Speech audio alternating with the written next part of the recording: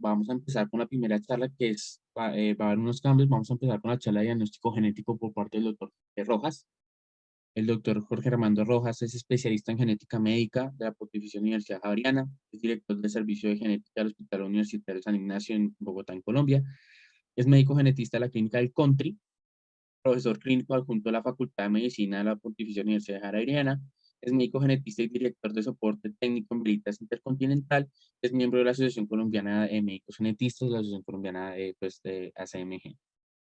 Muy buenos días a todos. Mi nombre es Jorge Rojas, soy médico genetista y agradezco nuevamente la invitación de los organizadores para participar en este evento en el Día de Conmemoración de las Mucopolisacaridosis.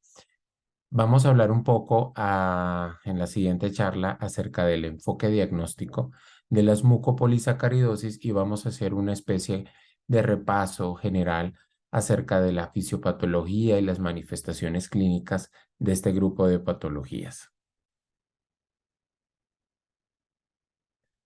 Bueno, entonces esto es un poco como el recorrido que vamos a tener en la presentación.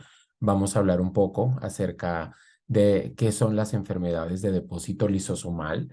Específicamente nos vamos a centrar a continuación en las mucopolisacaridosis, en sus signos y síntomas, y vamos a hablar brevemente de algunas de estas patologías y cómo se hace su abordaje diagnóstico. Para entrar en materia, es importante comprender un poco la fisiopatología de las mucopolisacaridosis o de las enfermedades de depósito lisosomal.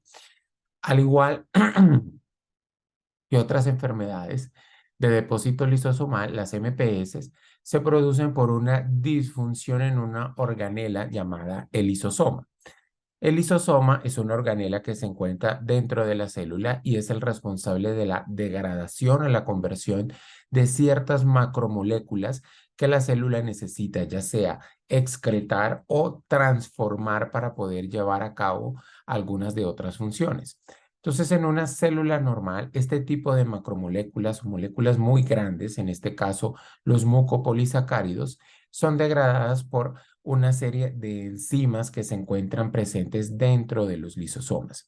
El lisosoma es una organela compleja que tiene aproximadamente más de 50 enzimas o hidrolasas lisosomales principalmente, que lo que hacen es degradar o escindir algunas moléculas de estas macromoléculas muchísimo más grandes, que son los glicosaminoglicanos. Los glicosaminoglicanos son moléculas complejas donde hay una proteína unida a diversos tipos de azúcar y principalmente tienen una función estructural o de sostén en muchos de los tejidos. Y estas macromoléculas entran al lisosoma para ser degradadas o transformadas en moléculas más pequeñas.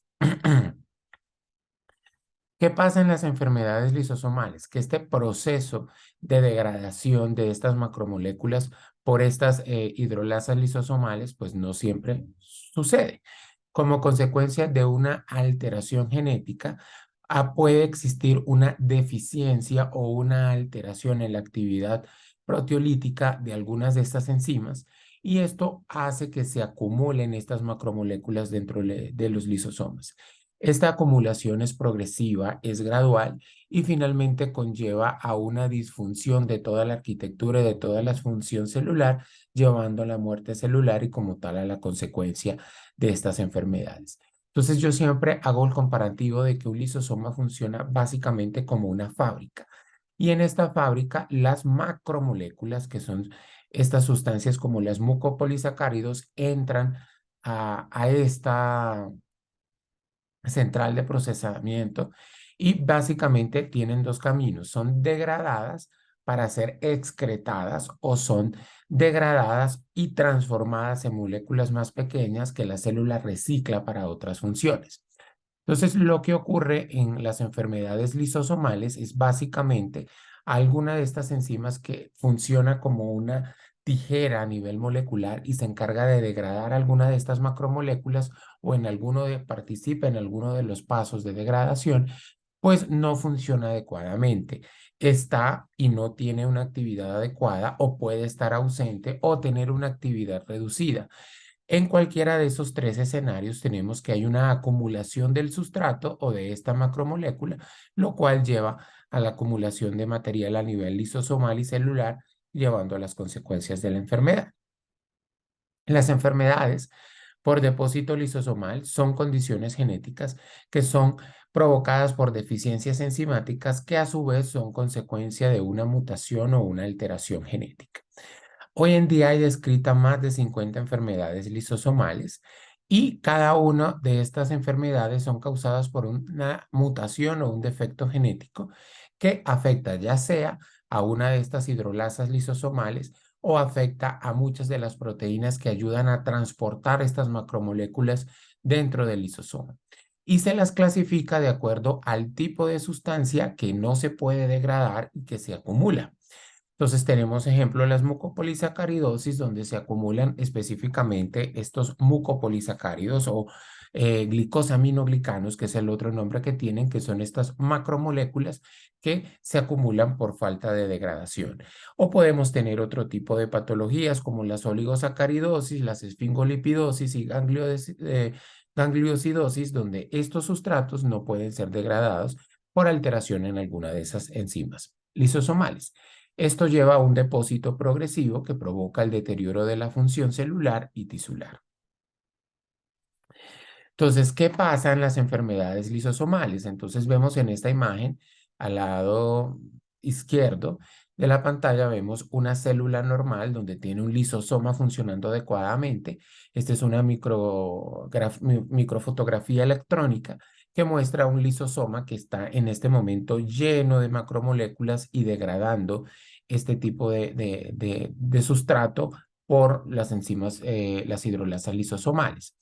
Pero cuando alguna de estas enzimas está ausente, pues el lisosoma se colma, se acumula de este sustrato y se provoca una disfunción. Acá vemos una enfermedad de depósito lisosomal donde vemos una célula que está llena de depósitos que corresponden a estas vacuolas o esas burbujas blancas que son en la acumulación de ese sustrato que no puede ser degradado por la ausencia de una enzima lisosomal.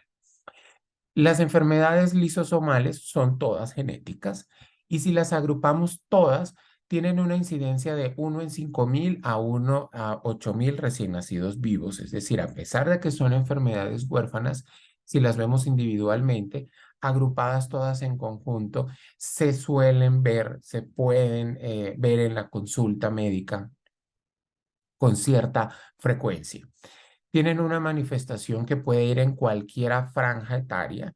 Normalmente las asociamos con niños que empiezan a tener un fenotipo característico, pero hay algunas que pueden tener incluso un inicio tardío o incluso en la adultez. Son enfermedades multisistémicas que afectan básicamente todo el organismo. Como les mencioné previamente, se han identificado más de 50 y muchas veces el diagnóstico puede ser difícil porque los síntomas son muy inespecíficos o pueden sobrelaparse sus manifestaciones, haciendo un poco complejo diferenciar una de la otra. Centrándonos en las mucopolisacaridosis, son unas de esas 50 enfermedades de depósito lisosomal.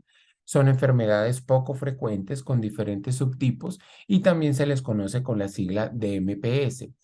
En algunos tipos de estas enfermedades son subdiagnosticadas porque pueden tener fenotipos que son de inicio tardíos, intermedios o incluso leves, lo cual hace que muchas veces sean subdiagnosticadas y su prevalencia pues esté por debajo de lo esperado. En general, si agrupamos estas patologías, se presenta un caso en cada 22.500 nacimientos. Entonces, están divididas en distintos subtipos, como vamos a ver a continuación, dependiendo de la enzima que esté deficiente, donde se acumula un glicosaminoglicano o un mucopolisacárido diferente, causando una patología. Tienen un patrón de herencia específico, como son enfermedades genéticas. La mayoría de las mucopolisacaridosis siguen un patrón de herencia que nosotros llamamos autosómico recesivo, en los cuales papá y mamá son portadores asintomáticos de la enfermedad. Cada uno de ellos porta un gen que tiene una mutación y se les llama heterocigotos, hetero de desigual, porque tienen un gen funcionando normal y otro gen que está funcionando de forma alterada. Entonces, lo que ocurre es que dos personas sanas que son portadoras asintomáticas, en este caso, en el momento de concebir hijos, tienen una probabilidad del 25% de heredar ambos defectos y tener un hijo afectado, del 50% de heredar una mutación y que tengan un hijo igual de heterocigotos como ellos, pero que sigue siendo asintomático, y otra probabilidad del 25% de tener un hijo que no es portador y por lo tanto también es sano. Todas las mucopolisacaridosis tienen un patrón de herencia autosómico recesivo, a excepción de la mucopolisacaridosis tipo 2 o el síndrome de Hunter, que tiene una herencia ligada al cromosoma X, donde tenemos una madre que por lo general es una portadora asintomática. El gen que lleva la deficiencia enzimática se encuentra ubicado en el cromosoma X. Y en este caso, pues las pacientes, las madres, pues perdón, que son portadoras asintomáticas, tienen un riesgo del 50% de tener una hija portadora asintomática igual que ellas y un riesgo del 50% de tener un hijo afectado que va a padecer a la enfermedad. Y en este caso, el síndrome de Hunter afecta casi exclusivamente a los varones. Lo que diferencia un MPS de otra más que el fenotipo es la enzima que falta para metabolizar a un tipo específico de glicosaminoglicanos. Entonces, esto llevó a la subclasificación y hoy en día tenemos 7 tipos de mucopolisacaridosis que son a su vez consecuencia de 11 deficiencias enzimáticas conocidas. Tenemos la MPS 1, la 2, la 3, la 4, que se divide en A y 4B, la MPS 6, la MPS 7 y la MPS 9. A su vez, la MPS3 o el síndrome de San Filipo se subdivide en 4 formas, A, B, C y D, dependiendo de 4 enzimas que pueden estar deficientes o ausentes en su actividad enzimática. Porque, si ustedes ven, los números no siguen un orden. Y acá más o menos les explico por qué esto. La MPS1, también conocida como el síndrome de Hurler-Shea, que tiene un fenotipo, Hurler es el fenotipo más clásico severo, fue la primera descrita, el Hurler-Shea, que tiene un fenotipo intermedio en cuanto a severidad, y la enfermedad o el síndrome de Shea, que tiene un fenotipo mucho más leve. En la MPS tipo 1 hay un déficit enzimático y es la enzima alfa L-hidroronidasa que se encarga de degradar dos tipos de mucopolisacáridos que son el dermatán y el heparansulfato y por lo tanto estos dos se terminan acumulando prácticamente en todos los tejidos. En la MPS 2 o el síndrome de Hunter, la deficiencia está en la hiduronidato 2-sulfatasa, que se encarga de remover unos grupos sulfatos, también del dermatán y el heparansulfato, los dos mismos que se acumulan en en la MPS 1, y provoca también una acumulación prácticamente en todos los tejidos de estos glicosaminoglicanos. En la MPS3 o la enfermedad o el síndrome de San Filipo, hay 4 enzimas que pueden estar deficientes y que nos dan los 4 subtipos de esta enfermedad. El tipo A, donde hace falta la enzima heparansulfatasa que remueve un grupo sulfato del heparansulfato, la N-acetilglucosaminidasa que causa el fenotipo B, la acetil-CoA alfa glucosamina acetiltransferasa y para el tipo C y para el tipo D, la N-acetilglucosamina 6-sulfatasa. Cada una de estas enzimas se encarga de remover diferentes grupos químicos del heparansulfato y por lo tanto alguna de esas deficiencias lleva a una acumulación de este glicosaminoglicano que es el heparansulfato. La mucopolisacaridosis tipo 4, también conocida como síndrome de Morquio, que puede tener una forma A o B dependiendo de la enzima que está defectuosa. La más frecuente es la tipo A en Colombia y en el mundo. En ambas hay una acumulación de un glicosaminoglicano específico, que es el queratán sulfato, y también se puede acumular el condritin sulfato, que tienen una deposición o un acúmulo específico más hacia el tejido óseo.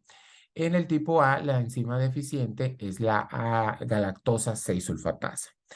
Se describió alguna vez la MPS-5, por eso ustedes ven que de la 4 salta a la 6, y básicamente fue una descripción de un paciente con SHAE, una forma leve de MPS-1, que después genética, molecular y bioquímicamente se identificó que era la misma enzima que estaba deficiente en el tipo 1 y por eso se abolió el número 5. En la MPS-6 tenemos el síndrome de Maroto-Lamy, donde hay un déficit de la enzima aril sulfatasa B y esto provoca una acumulación de dermatán y heparal sulfato, que son los sustratos de esta enzima. Y finalmente tenemos la MPS tipo 7 o el síndrome de Sly, donde hay un déficit de la enzima glucuronidasa que se encarga de degradar el dermatán, el heparán y el condroitin sulfato, que son los tres sustratos que se acumulan. Y se describió alguna vez una MPS-8 que básicamente, años después, se describió que era una deficiencia de la glucosamina 6-fosfato en un paciente que tenía todas las características clínicas del síndrome de Morquio y efectivamente se comprobó que era un Morquio y por eso se abolió la MPS-8. Y una de reciente descripción, que es la MPS-9, que donde hay un déficit de la enzima hialuronidasa que se encarga de degradar el ácido hialurónico y hay una acumulación excesiva de este glicosaminoglicano en todos los tejidos. Si ustedes pueden ver, aunque son diferentes 11 tipos de deficiencias enzimáticas, algunas comparten el mismo sustrato acumulado y por eso el fenotipo entre muchas de las MPS es clínicamente muy similar. ¿Cuáles son los signos y síntomas? Como es una enfermedad multisistémica, ustedes van a ver que la mayoría de los pacientes comparten ciertas características físicas o un fenotipo muy similar. Entonces tienen unas características faciales típicas o una facies tosca, anteriormente descrita como el gargolismo por el parecido que tenían con las estatuas que se utilizaban o que se construyeron en la Catedral de Notre Dame, las famosas gárgolas. Entonces, unas características físicas toscas. El cuello corto, suelen tener una afectación de un conjunto de huesos que se llama una disostosis múltiple, a diferencia de una displasia esquelética donde todos los huesos están alterados. En la disostosis hay afectación por el acúmulo de los GAGs en grupos específicos del esqueleto. Pueden tener infecciones recurrentes, macroglosias, hiperlaxitud. Los pacientes pueden tener discapacidad auditiva, opacidad corneal, pueden tener deformidades de la caja torácica, de la columna, pueden tener enfermedad valvulares por la acumulación de GAGs en las válvulas cardíacas, hernias umbilicales e inguinales y uno de los síntomas universales a casi todas, que es la baja talla desproporcionada o asimétrica. Entonces, vamos a hablar un poco acerca de estos hallazgos. A nivel del sistema esquelético, pues el grado de afección van a ver ustedes que varía en función del tipo de MPS. Algunas tienen una afectación esquelética mucho más severas y otros no tanto, pero en general todas comprometen el esqueleto. Entonces, los pacientes con MPS frecuentemente pues tienen deformidades conocidas como la mano en garra, que es muy característica de todas excepto de la enfermedad de Morquio, y la mayoría de los niños a edades muy tempranas pueden presentar una dificultad para la extensión y las manos tienden a colocarse cortas, los dedos cortos, gruesos y a una deformidad en una flexión fija y limitación para la extensión. Eso es lo que se denomina la mano en garra. Entonces acá abajo vemos en el centro la radiografía de una persona normal y vemos un paciente con mucopolisacaridosis tanto a la derecha como a la izquierda. Entonces vemos cómo el acúmulo de estos gas altera la estructura normal del esqueleto. Normalmente los huesos de la mano demoran su osificación, se ensanchan las metáfisis, los espacios articulares se ven reducidos y se describe que los niños tienen unas metáfisis y falanges amplias y las describen en forma de bala o de proyectil de revólver, que son anchos, disminuyen los espacios articulares y eso hace que los dedos, las manos sean pequeñas y adquieran esta deformidad o la mano en garra, que es uno de los signos tempranos que se puede ver en la enfermedad.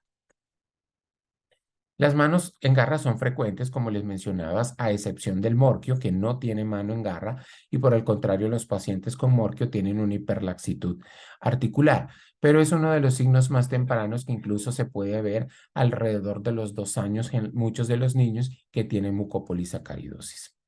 Los pacientes también presentan deformidades en otras partes del esqueleto, tienden a tener un cráneo grande que generalmente les da una apariencia macrocefálica. Los huesos de la bóveda craneal tienden a ser gruesos por el acúmulo de gags y el cráneo se alarga, algo que llamamos dolicocefalia o escafocefalia. También se pueden observar a nivel vertebral cambios. Entonces vemos una radiografía de columna de una persona normal y vemos cómo en un paciente con MPS las vértebras son básicamente ovaladas y achatadas con una proyección anterior o que les puede dar una forma de pico, como ven acá, a las vértebras en la parte anterior se ven como en forma de pico por la deformidad y el ensanchamiento de los cuerpos vertebrales. Esto lleva a que la mayoría de los pacientes desarrollen una marcada cifoescoliosis por la deformidad de los cuerpos vertebrales que empieza a ser muy evidente alrededor de los 18 a 2 años de meses a 18 meses a 2 años de edad en algunos de los pacientes. También presentan deformidades en el esqueleto axial. Entonces, básicamente los huesos largos tubulares de los pacientes con MPS son huesos cortos con un ensanchamiento metafisiario. Los pacientes empiezan a tener disminución de los espacios vertebrales. Es muy frecuente ver el genu valgo más característico en los pacientes con morquios, pero los pacientes hacen un ensanchamiento metafisiario, el crecimiento epifisiario se ve alterado, las epífisis son regulares, hay una marcada desmineralización de los huesos y muchos de los pacientes empiezan a tener dolor intenso por la disminución de los espacios articulares. Esto lleva a que muchos de los pacientes en estadios iniciales sean diagnosticados erróneamente como una artrogriposis, como una artritis reumatoide juvenil idiopática o incluso en artritis reumatoides en aquellos que tienen un fenotipo no clásico de aparición mucho más tardía. A nivel de los cuerpos, perdón, de la cadera, los pacientes vemos una radiografía de una cadera normal. Los pacientes pueden tener una disminución de la mineralización ósea, un estrechamiento del ilion, además pueden tener displasias de cadera. El techo acetabular se puede hacer muchísimo más plano, pierde su forma redondeada y esto hace que el espacio articular también sea menor y esto les genere dolor a los pacientes. La estatura también varía en función, pero los pacientes todos tienen compromiso en la talla. Las MPS pueden tener una evolución clásica, es decir, un fenotipo severo de inicio temprano, si la deficiencia enzimática es marcada. Los pacientes tienen una talla muy baja, incluso la mayoría mide menos de 90 centímetros cuando llegan a la edad adulta.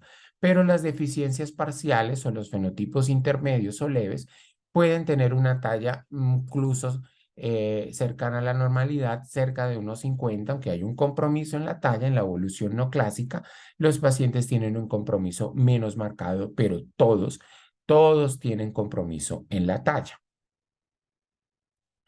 Entonces, ¿cómo sospechar un MPS con base en los hallazgos esqueléticos? Baja estatura. Entonces, los niños empiezan a tener una disminución en la velocidad de crecimiento de forma muy temprana. Alrededor de los 18 meses, entre los 2 años, la mayoría de los pacientes con mucopolisacaridosis empiezan a tener una disminución en su velocidad de crecimiento. Entonces, es uno de los signos de alarma para tener en cuenta. La deformidad progresiva de la columna vertebral, manos y pies pequeños y cortos, la mano en garra con la limitación para la flexoextensión, el dolor óseo o la limitación articular y en el caso de la MPS4 del morquio, además de estos hallazgos, la marcada hiperlaxitud articular puede ser un signo de alarma. A nivel del sistema osteoarticular, básicamente todos los pacientes tienen compromiso. La rigidez articular, como les mencionaba, es característica en todas las formas, a excepción de la enfermedad de Morquio, que tiende a tener es una hiperlaxitud articular. Y los pacientes en las otras formas pueden tener limitación para la extensión de los codos, las rodillas, la flexoextensión de las manos, los tobillos, por el severo daño articular y la disminución de los espacios articulares. Y aquí es importante tener ciertos signos de alarma, como dolor articular, contracturas o deformidades de inicio temprano. Algo que nos permite pensar en una MPS es que no hay rigidez articular por la mañana como ocurre en la artritis. Muchos de estos niños por el dolor consultan los padres, y básicamente con el reumatólogo, y les empiezan a hacer estudios, pero no hay marcadores de inflamación como la BCG o la PCR aumentada que se presenta en las enfermedades autoinmunes. El factor reumatoide es negativo, les dan muchas veces esteroides para mejorar el dolor y no hay mejoría y no se observa alteraciones erosivas de la artritis en las radiografías. Entonces, muchos de estos pacientes por este compromiso osteoarticular son erróneamente diagnosticados con una artritis idiopática juvenil, una artritis reumatoide, esclerodermia, trogriposis, enfermedad de Pertes y otras enfermedades autoinmunes. Pero ustedes dirán, pero el fenotipo es tan clásico que uno dice, ¿cómo va a ser una artritis? Pues no. Pacientes con MPS 1, con MPS 6, con MPS 2 incluso, pueden tener fenotipos leves o intermedios por deficiencias enzimáticas parciales y no tienen ese fenotipo característico que nosotros estamos habituados a, o los que han visto un paciente con MPS estamos habituados a ver. Pueden tener un fenotipo clásico o atenuado, donde las primeras manifestaciones pueden ser osteoarticulares y pueden ser mal diagnosticados con otra enfermedad de base. Los rasgos faciales, que son algo de lo más característico de las MPS, tienden a ser típicos. Entonces, los pacientes tienen este fenotipo que describen como horleriano, porque el Horler fue la primera MPS descrita, y anteriormente lo tenían, los libros lo especificaban como gargolismo, por lo que les comenté de las gárgolas. Entonces, los pacientes tienden a tener una facies tosca, y es una facie tosca progresiva. Son niños que nacen con un fenotipo normal y a medida que va pasando el tiempo, su fenotipo va cambiando. El puente nasal se hace pequeño, los ojos tienden a protruir, los labios, los lóbulos de las orejas y la lengua se hacen gruesos, el cráneo se agranda y se alarga, y esto causa la deformidad craneal. Y esto se debe al acúmulo de gags en los huesos y en los tejidos blandos que hacen que se tornen toscos, ásperos. Incluso hay acúmulo de gas en el cabello, y tienen a tener un cabello grueso y áspero de forma progresiva. Como les mencionaba, pues no todos los pacientes tienen ese fenotipo clásico. Algunos pacientes pueden tener una apariencia tosca, moderada o incluso leve, con menos manifestaciones faciales evidentes, de acuerdo con la deficiencia enzimática. Entonces vemos acá en el lado de la izquierda una niña que sí tiene ya el aplanamiento, protrusión ocular. Sí, se le ve un fenotipo levemente tosco, mientras que en el otro lado tenemos un niño que las manifestaciones, la facies no es tan tosca e incluso puede llegar a pasar desapercibida. Entonces es acá donde los otros problemas a nivel osteoarticular, manifestaciones cardíacas o los hallazgos neurológicos, pues nos pueden orientar hacia una posible mucopolisacaridosis. Los pacientes también tienen acúmulo en la mucosa, en la región perioral, en las encías, tienden a tener una hipertrofia gengival, una erupción tardía de los dientes son pequeños e irregulares o incluso pueden tener partes ausentes, hay una mala calcificación, quistes gingivales por el acúmulo de los GATs y defectos de la oclusión, y pueden tener la encía muy prominente. A nivel de los ojos, como yo les mencionaba, los gags se acumulan básicamente en todas partes. Entonces, la mayoría de los pacientes tiene opacidad corneal, algunos más que otras. Entonces, la MPS 1, la MPS 6, la MPS 4 tienden a tener más acúmulo de gags a nivel de la córnea que las otras formas. Entonces, los pacientes desarrollan una opacidad corneal que empieza a ser evidente en los primeros años de vida y incluso les puede causar problemas visuales y muchas veces no es fácil de ver, pero con un buen examen bajo una lámpara de hendidura se puede identificar. También pueden tener glaucoma porque las vías donde fluye el humor acuoso pueden estar bloqueadas por el acúmulo de gags y hay aumento de la presión intraocular que incluso puede llegar a afectar el nervio óptico, a causarles una retinopatía o una atrofia del nervio óptico con un marcado compromiso visual. A nivel de cabeza y cuello, pues el acúmulo de gags normalmente en las vías respiratorias, pues puede traer serios problemas respiratorios. Los pacientes suelen tener el cuello corto, hacen otitis a repetición recurrente porque hay obstrucción por el acúmulo de gags en las trompas de Eustaquio, infecciones, otitis a repetición con otorreas persistentes, pérdida auditiva, no solo por el daño mecánico de los huesos del oído, que también tienen daño por el acúmulo de gags, el líquido coclear se hace espeso y puede haber compromiso del nervio acústico y muchos de ellos hacen hipoacusias mixtas con compromiso neurosensorial y conductivo. A nivel del tórax y el tronco, pues como les mencioné, el tórax de estos pacientes suele ser muy corto por el compromiso óseo, el cuello corto, la caja torácica es rígida, pueden tener deformidades en la caja torácica, pectus carinatum o pectus excavatum, la cifoescoliosis también altera también la dinámica respiratoria en el tórax, hacen apneas del sueño, tienen dificultad para respirar y también tienen anormalidades en la tráquea porque las secreciones son muy espesas. Todos esos factores pueden llevar incluso que los pacientes que no tengan tratamiento lleguen a presentar una dificultad respiratoria severa y tengan que ser traqueostomizados en el futuro. Visceral, también tienen hepatoesplenomegalia, acumulación de gags en las vísceras. El abdomen de ellos suele ser globoso y prominente, normalmente después de los 2 años. Tienen hernias umbilicales o inguinales que incluso pueden llegar a aparecer desde los 8 meses de edad y pueden ser el primer signo temprano de una mucopolisacaridosis, las hernias umbilicales o inguinales bilaterales. A nivel del sistema respiratorio, como les mencionaba, pues por el cuello corto, el espesamiento de las secreciones, la cavidad nasofaríngea es estrecha, el estrechamiento de la laringe y la hipertrofia de las amígdalas y las adenoides por el acúmulo de GAPS, pues dificulta la adecuada mecánica respiratoria y estos pacientes sin tratamiento normalmente terminan traqueostomizados por el cierre o la oclusión de la vía respiratoria. A nivel del sistema nervioso, todos los pacientes tienen compromiso a nivel del sistema nervioso central y periférico. En muchos es un compromiso primario por el acúmulo de GAGs a nivel del sistema nervioso central y en otros el compromiso es secundario por compresión a nivel de la médula espinal o de las raíces en el nervio periférico.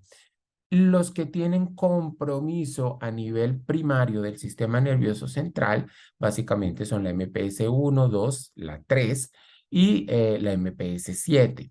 Entonces, los pacientes pueden tener alteraciones corticales. Con el paso del tiempo, el acúmulo de GAGs en el sistema nervioso central, pues puede ocasionar que estos pacientes tengan una atrofia de la corteza. También hay un proceso de desmielinización o gliosis. Entonces, la mielina que cubre el cerebro empieza a perderse o empieza a dañarse por el acúmulo de los glicosaminoglicanos y los pacientes pueden hacer incluso hallazgos de desmielinización muy similares a los de una leucodistrofia. Algo que se observa y que es muy característico de forma temprano es aumento de los espacios perivasculares y es algo que no es patognomónico ni mucho menos específicos, pero es algo muy frecuente en los estadios iniciales de las mucopolisacaridosis, que en los pacientes en la resonancia se vea los espacios perivasculares ensanchados. Luego empieza a ver la desmielinización y la atrofia cortical a medida que la enfermedad va progresando. Los pacientes pueden hacer compromisos secundarios como hidrocefalias por la obstrucción adecuada del líquido cefalorraquídeo de su flujo. Pueden hacer edemas del nervio óptico y atrofia. compresiones de la médula espinal, principalmente por inestabilidades cervicales cuando hay compromiso de las dos primeras vértebras, neuropatías periféricas, compresión del nervio mediano y hacen frecuentemente el túnel del carpo, y compromiso auditivo neurosensorial y mielopatía por compromiso a nivel del nervio auditivo. Vemos acá un paciente con una hidrocefalia acentuada, vemos una severa atrofia cerebral por el aumento progresivo de la presión del LCR por la hidrocefalia, por la obstrucción adecuada del flujo por el acúmulo de GAGs. El túnel del carpo, que es un hallazgo muy frecuente temprano en los pacientes por la mano en garra, y la acumulación de GAGs en los tendones de la mano.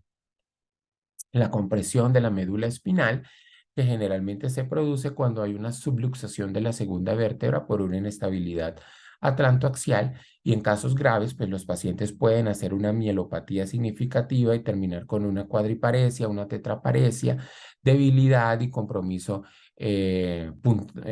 disestésico a nivel periférico por el compromiso a nivel cervical. El, el compromiso cognitivo primario o la neuroregresión es específica más de algunas mucopolisacaridosis. Entonces, algunas tienen un compromiso cognitivo progresivo, otras moderado, no progresivo o estacionario, y en otras es secundario. Entonces, en la MPS1, específicamente en el fenotipo Horler, el Hunter de forma severa, el Sanfilippo en todas sus formas A, B, C, D, y el SLAI, los pacientes hacen una neuroregresión por el acúmulo de GAGs con todos los cambios que les mencioné previamente a nivel del sistema nervioso central. Mientras que en otras como el Morcure, el Horler-Shea, el Shea y la MPS6, el compromiso es más secundario por la compresión de las raíces nerviosas, por la compresión medular a través de la médula, y el compromiso cognitivo primario o la neuroregresión no es frecuente o suele ser el compromiso cognitivo más estacionario.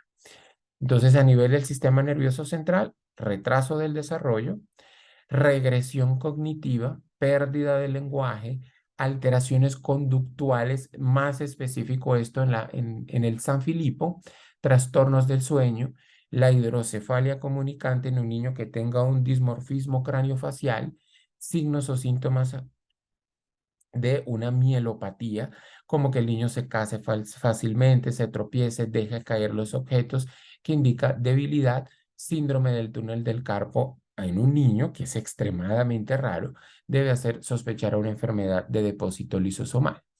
Y el diagnóstico diferencial es con otras enfermedades de depósito lisosomal que pueden causar estos hallazgos. A nivel cardíaco, los pacientes también, dependiendo del tipo de afección, pueden tener diversos compromisos de afección cardíaca. Generalmente, el acúmulo de GAGs eh, tiende a tener una predilección por las válvulas cardíacas. Entonces, los pacientes hacen engrosamientos valvulares, insuficiencias valvulares, estenosis de válvula mitral, aórtica, que pueden llevar a insuficiencia, y algunos pueden hacer hipertrofias principalmente septal o de la pared posterior del ventrículo izquierdo, o en algunos casos una dilatación ventricular por el acúmulo de GAGs. Ya para terminar, breves descripciones de algunas enfermedades. El Sanfilippo, que es la mucopolisacaridosis tipo 3, está descrita como la más frecuente de las mucopolisacaridosis en el mundo, con una prevalencia de 1 en 70.000 recién nacidos vivos. Como les mencionaba, son 4 desórdenes bioquímicos diferentes donde hay 4 enzimas deficientes. La más frecuente es el déficit de la heparansulfatasa, que se presenta con una prevalencia de 1 en 32.000 recién nacidos y suele asociarse con un fenotipo más severo. La tipo B, fenotipo intermedio, y las otras dos generalmente pueden dar un fenotipo intermedio a leve, clínicamente, físicamente no tan característico. Estas enzimas se encargan de degradar en diversos pasos el heparansulfato, y hay un acúmulo básicamente del heparansulfato. El diagnóstico muchas veces recae en los síntomas clínicos que nos hacen sospechar, y recae y se confirma en el diagnóstico bioquímico cuando encontramos una excreción aumentada del heparansulfato. A veces puede haber un poco de excreción en el dermatán, pero básicamente lo que excretan los pacientes con Sanfilippo es heparan. y se confirma con la determinación enzimática en fibroblastos o en papel, en sangre seca en papel filtro y el estudio genético el estudio genético que demuestra la mutación en alguno de los 4 genes que codifican a una de estas enzimas. Estos pacientes suelen tener un crecimiento normal o acelerado los primeros 1 a 3 años de edad y luego se empiezan a detener y el crecimiento empieza a verse eh, afectado. Lo característico del San Filipo es el compromiso a nivel conductual de los pacientes, que es mucho más llamativo que el de otras mucopolisacaridosis. Los pacientes empiezan a hacer retrasos en el neurodesarrollo, suelen ser muy hiperactivos, muy inquietos, y suelen tener conductas disruptivas de hetero y autoagresión, a tornarse desafiantes y luego hacer la neuroregresión, hacen trastornos del sueño y finalmente hacen pues la aparición de las facies toscas. Las córneas en ellos son claras, no suele haber afectación o acúmulo de opacidad corneal como en las otras. Hacen compromiso cardíaco, infecciones respiratorias altas. El compromiso osteoarticular no es tan severo como en otras mucopolisacaridosis y también las visceromegalias tampoco son tan marcadas. Y el compromiso es más a nivel neurocognitivo y conductual. Estos son los pacientes con San Filipo, el fenotipo tosco, pero si ustedes ven, a nivel osteoarticular no tienen tantas deformidad, aunque todos tienen compromiso en la talla, no hay un compromiso marcado a nivel óseo, aunque sí lo hay. Las visceromegalias no son tan marcadas, pero el fenotipo facial muestra leve a moderados rasgos toscos y el compromiso cognitivo es mucho más marcado. El morquio, que es se divide en morquio A y morquio B, que fenotípicamente son indistinguibles. En el morquio A, que es la más frecuente, el déficit de la enzima N-acetilgalactosamina 6-sulfatasa de herencia recesiva. Es una enfermedad, entre comillas, poco frecuente, pero hay países en Latinoamérica con una alta incidencia, como Colombia, ciertas regiones en el Cauca, en el altiplano cundiboyacense, hay una clústeres de pacientes con morquio y tienen una incidencia frecuente en esas regiones. El compromiso a nivel sistémico que les mencioné al principio de todas las mucopolisacaridosis lo puede hacer el paciente con morquio. Se han descrito más de 170 mutaciones en el gel de la Gans que da el morquio A con una amplia variabilidad. De todas las mucopolisacaridosis es la que tiene el compromiso esquelético más marcado de todas. Y tiene una evolución clásica o una evolución no clásica dependiendo de la severidad del déficit enzimático. En la forma clásica, los pacientes tienen una talla muy baja, generalmente por debajo del metro en la edad adulta. Las manifestaciones suelen ser muy tempranas, alrededor de los 10 a 18 meses, máximo 2 años, los pacientes empiezan a tener anormalidad esquelética, la cifosis, el genu valgo son muy laxos, la marcha normal, la deformidad del tórax y el fenotipo tosco. Y en la forma no clásica, las manifestaciones pueden ser de inicio más tardío, la talla no está tan comprometida, las deformidades esqueléticas no son tan evidentes o incluso no son visibles en los pacientes y pueden pasar subdiagnosticados o ser diagnosticados como una artritis u otra enfermedad autoinmune. La evolución, los pacientes hacen una progresión marcada, como lo vemos en la fotografía en esta paciente desde los 3 meses, que prácticamente un fenotipo normal, básicamente empieza a quedarse acá en la talla, el genu valgo, las deformidades esqueléticas ya en los brazos a los 7 años, en el tórax, el fenotipo tosco y cómo llega a una edad adulta con un fenotipo clásico o típico del morquio. Si los pacientes no reciben tratamiento, la expectativa de vida rara vez supera los 2 a tercera décadas de la vida por las complicaciones mencionadas previamente. La MPS 6 o el síndrome de Marotolamí es una MPS que hace todo el compromiso multisistémico que les acabé de mencionar previamente. A nivel de todos los sistemas, el compromiso esquelético también es notorio y puede tener una evolución clásica como la de paciente de la derecha con un fenotipo claramente tosco, severo y las deformidades articulares, o una no clásica como la niña de la izquierda, que no tiene un fenotipo tan marcado y un compromiso en la talla no tan severo, pero sí evidente el gen valgo y las demás complicaciones. Hay una evolución clásica y no clásica en el marotolamí como en otras MPS. La clásica, pues rápidamente el fenotipo tosco rápidamente reconocible porque el paciente tiene una deficiencia enzimática severa, y la no clásica, donde el compromiso en la talla y las manifestaciones esqueléticas pues no son evidentes y esto puede retrasar el diagnóstico. Vemos la evolución de un fenotipo clásico de un marotolamí desde el recién nacido. Este paciente al año, ya ven ustedes la deformidad del tórax. A los 6 años, el franco fenotipo tosco, la hiperplasia gingival, la erupción dental alterada. A los 10, 16, 19 años, el fenotipo clásico severo. Y en estos casos, la expectativa de vida sin tratamiento rara vez supera las 2 décadas. Y por el contrario, vean ustedes este contraste, un paciente con un marotolamí a los 7, 3, 10 años, 12 y 14 años con un fenotipo básicamente que pasa desapercibido, no es tosco, pero este paciente hizo un compromiso en la talla, hizo una enfermedad valvular y tenía un geno valgo ligero, que eran las principales manifestaciones, que fueron más que todos de inicio tardío con un fenotipo no clásico que básicamente se nos puede pasar por desapercibido, con una expectativa de vida muchísimo más amplia, de incluso hasta la sexta década, sin tratamiento. El diagnóstico de las MPS básicamente recae sobre el cuerpo médico y básicamente recae sobre la clínica.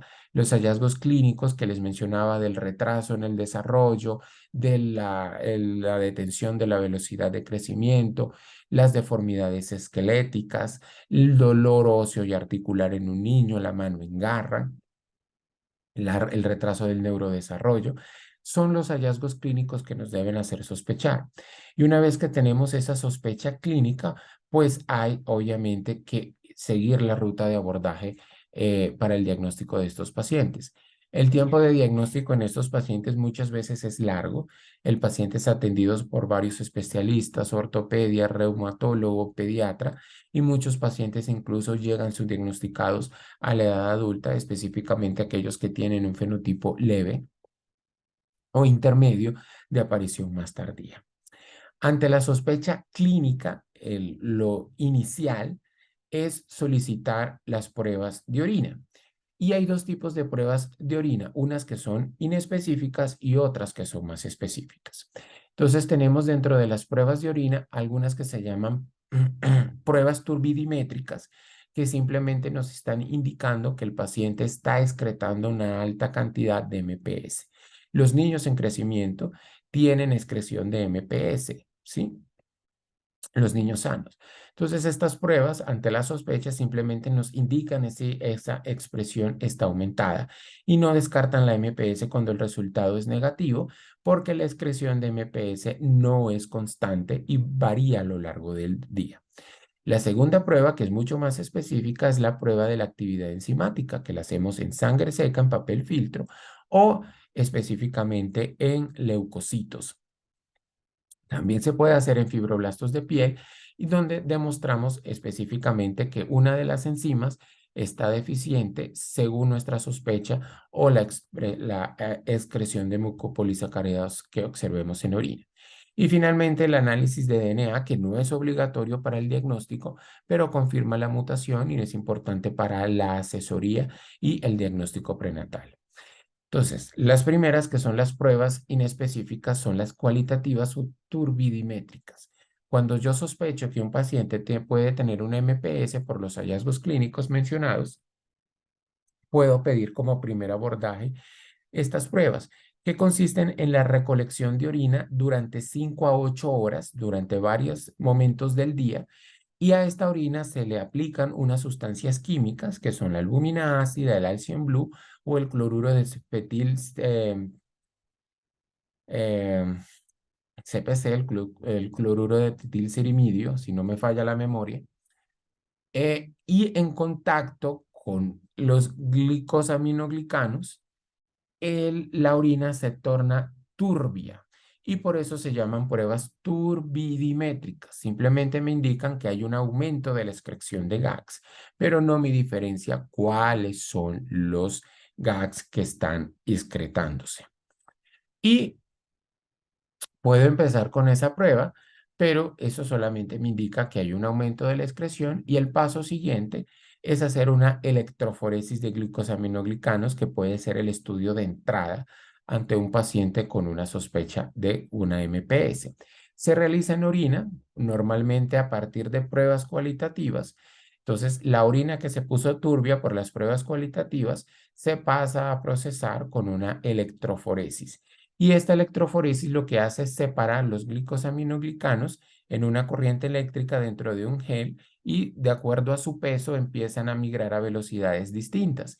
Y eso nos permite determinar cuál es el glicosaminoglicano, que cada uno tiene un peso distinto, excretado. Entonces utilizamos un patrón que nos indica que aquí el peso de cada glicosaminoglicano y en el paciente, dependiendo de dónde migren las bandas, yo puedo identificar si se trata de parán, queratán o dermatán sulfato, el aminoácido que está excretado, y ya con eso tengo más herramientas para tratar de determinar cuál es la posible MPS. Como les mencionaba, muchas de las mucopolisacaridosis comparten el mismo GAGs excretado, excepción del Sanfilippo, que solo excreta en su mayoría heparán sulfato, pero la 1 y la 2 excretan heparán y dermatán sulfato. La 4 y la 6 excretan queratán y queratán sulfato. La 7 excreta dermatán, heparán y condritin sulfato. Entonces, muchas veces el patrón nos indica que hay un aumento de la excreción, pero no nos indica cuál es la MPS. Y en este caso, pues tenemos que recurrir a la prueba enzimática confirmatoria, que se debe realizar en todos los casos previo manejo y diagnóstico del paciente. Según el análisis de electroforesis, si me indica que hay una excreción de solo heparán, pues yo voy a pedir alguna de las enzimas de Sanfilippo. Si hay dermatán y heparán sulfato, las enzimas para MPS 1 y 2, y así es sucesivamente, de acuerdo al patrón, pido la prueba enzimática en papel filtro o en leucocitos. Se puede realizar esta prueba de la actividad enzimática en los leucocitos en sangre periférica, en cultivos de fibroblastos o en papel filtro en tamizaje. En papel filtro, cuando la prueba es positiva, debe ser confirmada en leucocitos para confirmar la deficiencia enzimática.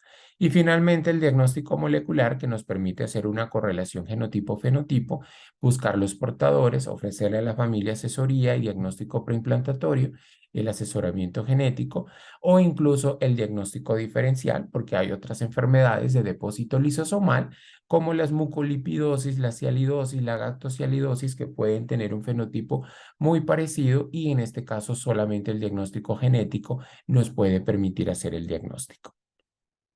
Resumiendo, el diagnóstico de la MPS recae sobre la sospecha clínica, los antecedentes familiares, las pruebas bioquímicas específicas, la confirmación de la disminución de la actividad de la enzima específica en sangre y se puede o confirmar con el estudio molecular. Esto es un poco como un algoritmo diagnóstico. Ante los hallazgos clínicos, pues hay que solicitar GAGs en orina. Puedo hacer una prueba cualitativa, como las turbidimétricas, o una prueba cuantitativa que me mida la cantidad de glicosaminoglicanos excretados. Y si sale aumentado, pues obviamente hacer una electroforesis que me va a dar el patrón que me va a hacer sospechar específicamente hacia qué grupo de mucopolisacaridosis. Si no sale aumentado, pues pensar en alguna de las otras enfermedades lisosomales que pueden tener síntomas clínicos muy similares. El manejo de estos pacientes es multidisciplinario porque tienen complicaciones, como ustedes ven, a nivel multisistémica, principalmente el compromiso cardíaco, las complicaciones respiratorias y las relacionadas con las cirugías y la anestesia son la principal causa de mortalidad en estos pacientes. El manejo requiere básicamente todas las especialidades y todas las subespecialidades pediátricas en los pacientes, en los niños, debido a que se afectan básicamente todos los órganos. Y el manejo, pues, es multidisciplinario, sintomático, quirúrgico cuando se requieren descomprimir la médula espinal, corregir algunas deformidades óseas por el compromiso, la limitación motora. Los pacientes también, algunas de las EPS, como vamos a ver, tienen terapias de reemplazo enzimático que mejoran los síntomas y alteran la evolución y la progresión de la enfermedad. También hay trasplante de células madre hematopoyéticas, básicamente para la MPS 1, la 2 y la 6, que se debe hacer de forma temprana, idealmente antes de los 2 años, con buenos resultados, pero con todas las complicaciones pues, derivadas de un trasplante de células madre. Y el tratamiento de reemplazo enzimático está disponible para la MPS 1, la MPS 2, la MPS 4 y la MPS 6, pero hay muchísima investigación. Básicamente también hay terapia génica ya en estudios clínicos. También hay terapia enzimática también en estadios ya avanzados para la enfermedad de Sanfilippo, algunos tipos de la enfermedad de Sanfilippo. Muchas de estas terapias génicas, perdón, de reemplazo enzimático no cruzan la barrera hematoencefálica, entonces no tienen impacto a nivel del sistema nervioso central y las manifestaciones primarias, no reversan los cambios instaurados, pero sí evitan la progresión de los síntomas. Y otra cosa es que no hay impacto con la terapia en los niveles de GAGs, entonces no se utiliza como marcador que disminuyen los niveles de GAGs en la orina porque no es un marcador confiable. Muchísimas gracias por su atención. Espero, aunque es un tema muy complejo y amplio, espero haber podido mostrarles un poco del amplio panorama, tanto diagnóstico, fenotípico, de los pacientes con mucopolisacaridosis. Quedo muy atento a sus preguntas. Muchas gracias.